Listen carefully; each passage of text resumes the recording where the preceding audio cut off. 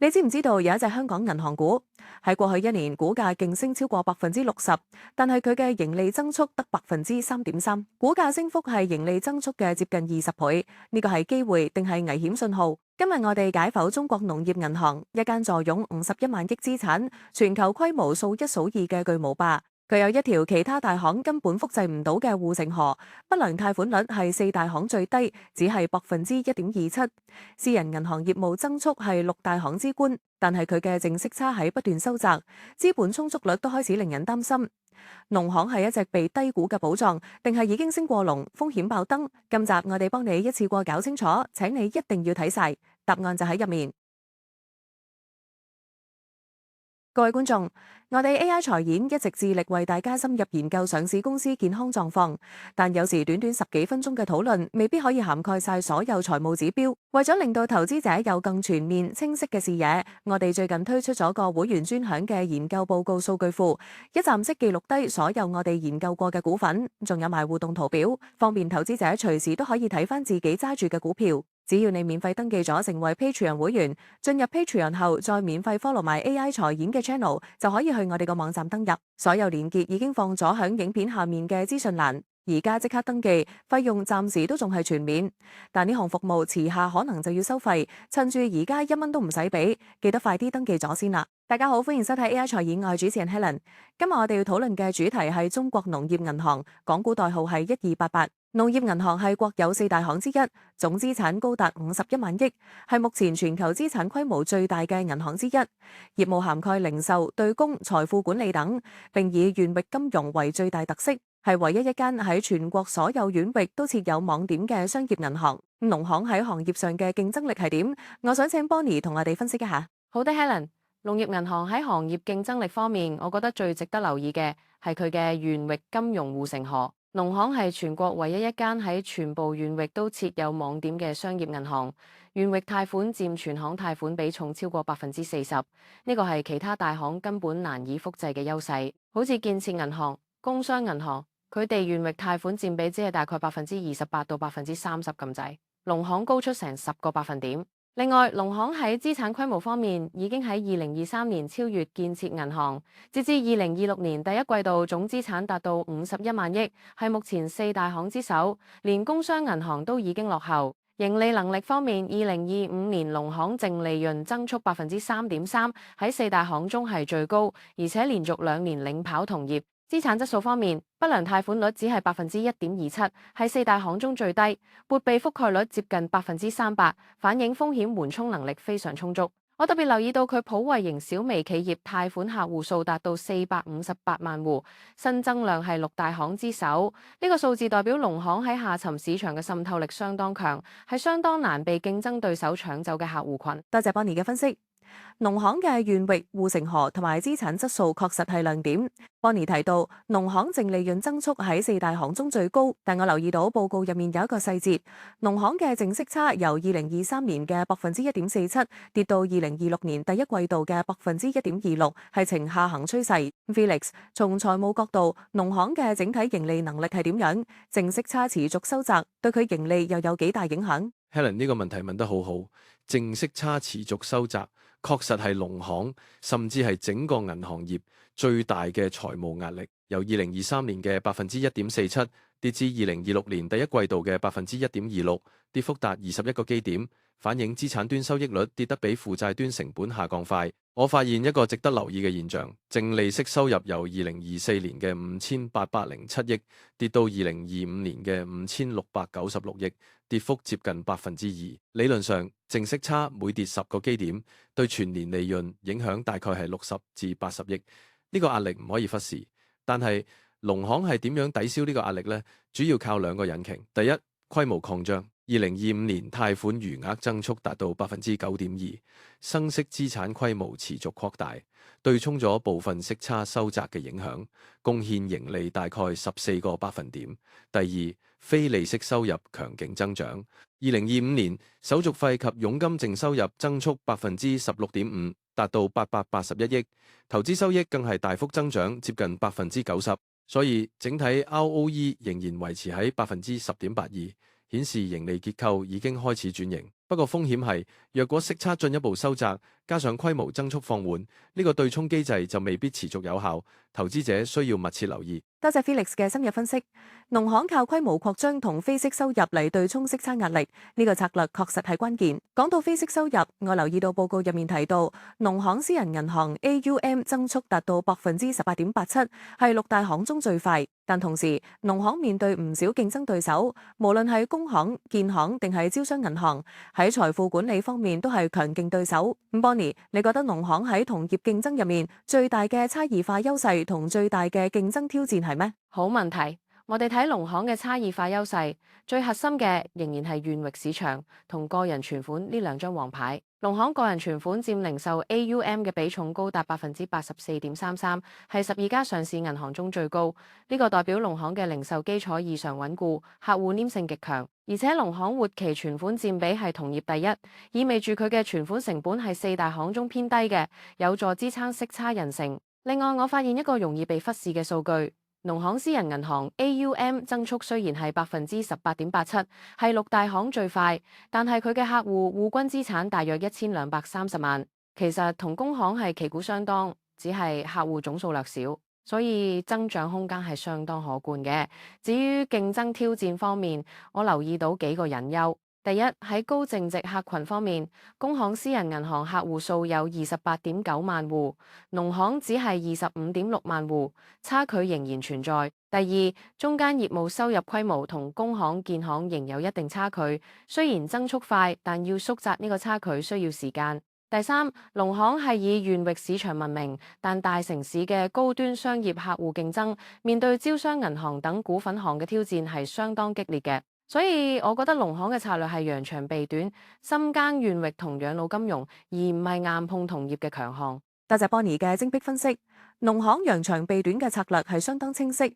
我哋今日討論到農行嘅競爭優勢、盈利能力等等，相信觀眾朋友對農行嘅整體面貌有更深嘅了解。請大家記住 subscribe 本頻道 AI 財演，並且開啟小鈴鐺，唔好錯過我哋最新嘅投資分析。好，返回正題。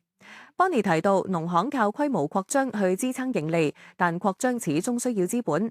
Felix，農行嘅資本充足率方面，核心一級資本充足率喺2026年第一季度跌到11.16%，距離監管下限9%得返2個百分點左右。農行嘅償債同資本壓力係點樣 Helen， 資本充足率呢個問題係我一直密切關注嘅。農行核心一級資本充足率喺2026年第一季度係11.16%，距離監管下限9%，仍有2.16個百分點嘅緩衝。表面睇似乎係安全嘅，但我要指出幾個值得留意嘅細節。第一，農行總資產喺過去2年急速膨脹，由2024年末嘅43萬億擴張到而家嘅51萬億，增幅超過18%。資產擴張愈快，核心資本被攤薄嘅速度就愈快。而農行內部靠盈利積累嘅資本補充喺 ROA 只係0.61%嘅情況下，係唔夠補充擴張需求嘅。第二，我留意到農行2025年已經多次發行2級資本債同永續債，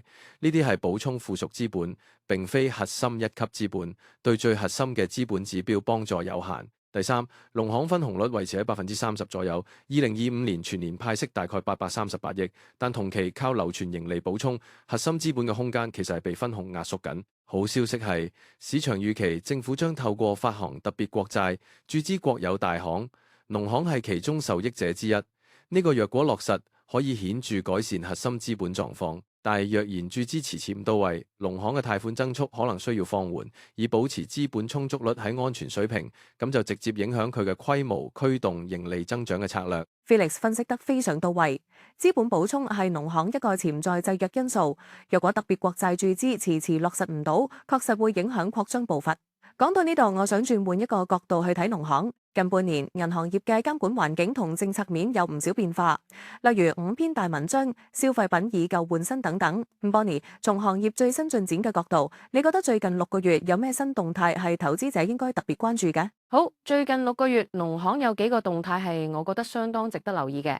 首先係村鎮銀行整合嘅加速。農行喺近期已經陸續完成赫十克騰農銀村鎮銀行等多家村鎮銀行嘅股權變更，將外部股東清出，農行成為唯一股東。呢個動作表面睇係內部整合，但背後意義係農行喺加強縣域金融嘅控制力，同時統一管理標準，防範基層風險，係深耕縣域戰略嘅具體落地。第二個值得關注嘅係科技金融嘅突破性增長。截至2025年中，農行已服務近30萬家科技型企業，科技貸款餘額達到4.7萬億，年內新增超過8000億，增速超過20%。農行仲創新咗火炬創新積分貸等產品，突破傳統抵押束縛，用技術流評估去服務科創企業。呢個方向係農行從傳統泥腿子銀行形象成功轉型嘅關鍵信號。第三個特別留意到嘅係 AI 應用落地，農行已經構建 AI 加能力體系，櫃面業務辦理時間縮短超過20%，網點客均等待時間壓降20%。呢啲數字反映數字化轉型唔係講口號，係實實在在提升運營效率，有助長期壓低成本收入比。不過我要同時指出，消費貸同經營貸不良率上升緊，個人貸款整體不良率升至1.03%，呢個趨勢需要密切追蹤。多謝 Bonnie。農行喺村鎮銀行整合、科技、金融同 AI 應用都有唔少新進展。不過 Bonnie 最後提到消費貸同經營貸不良率上升，呢個令我想深入了解農行嘅估值水平。Felix，農行 A 股2025年股價升幅超過60%，市淨率都由0.56倍升至0.68倍。投資銀行對農行嘅目標價又係點睇？現時嘅估值係咪合理 Helen， 農行估值呢個問題確實係投資者最關心嘅核心議題。我先直接講結論。我認為農行現時估值已經偏高，散戶要特別小心追高風險。我用幾個角度去解釋。第一，從市淨率角度睇，農行 PB 由2024年嘅0.56倍升至0.68倍，升幅係四大行中最大。平安證券給出嘅目標係0.75倍 PB， 即係話上升空間剩翻唔足10%。而新萬宏源同中信建投雖然維持推薦評級，但邏輯主要係靠分紅支撐，而唔係業績高增長。第二，我留意到一個估值與業績嘅明顯背離。2025年農行股價升幅超過60%，但淨利潤增速只係3.3%，股價升幅係業績增速嘅接近20倍。呢個差距係需要特別警惕嘅信號。第三，從股息率角度，農行全年預計派息大概838億，對應目前市值股息率大概係2%至2.5%，對比一年期定期存款利率已經唔算特別突出。所以我嘅睇法係，農行中長線基本面係穩健嘅，但短線追入風險相當大，適合已持有嘅投資者繼續持有收息，但唔建議喺高位大手追入。好，經過今日嘅深入討論，我嚟做一個總結。關於中國農業銀行嘅投資價值，我哋從利好同風險兩個方面去睇。利好因素方面，第一，縣域金融護城河係農行最獨特嘅競爭優勢，全國唯一全縣域覆蓋，難以被複製。第二，資產質素係四大行中最優，不良率只係1.25%，撥備覆蓋率接近293%，風險抵禦能力強。第三，盈利增速連續2年領跑四大行，非息收入增長達到16.5%，業務轉型初見成效。第四，村鎮銀行整合、科技、金融同 AI 應用落地，反映農行戰略執行力強。不利因素方面，第一，淨息差由1.47%跌至1.26%，持續收窄係最核心嘅財務壓力。第二，個人消費貸同經營貸不良率明顯上升，零售信貸質量需要持續追蹤。第三，核心一級資本充足率偏緊，若特別國債注資未能及時落實，擴張步伐或受制約。第四，股價2025年升幅超過60%，遠超業績增速，短線追高風險不容忽視。股息率亦已收窄至2%至2.5%。總括而言，農行係一隻適合長線收息嘅穩健型銀行股，已持有嘅投資者可以繼續持有，但喺目前估值水平，新資金入場要審慎，等候回調先係較理想嘅策略。好，今日嘅 AI 財演就到呢度，多謝 Bonnie 同 Felix 嘅精彩分析，亦多謝各位觀眾朋友嘅收睇，我哋下次再見，拜拜。如果大家覺得我哋嘅分析提供到一啲新觀點俾你哋，懇請大家幫手都 subscribe 我哋頻道同埋開啟小鈴鐺，你哋付出呢2個 click 先支持到我哋，繼續為大家提供新嘅資訊。大家如果有其他股票想我哋幫手分析，都可以在影片下留言，我哋會按需求作出安排。再次多謝大家收睇 AI 財演，下次見，拜拜。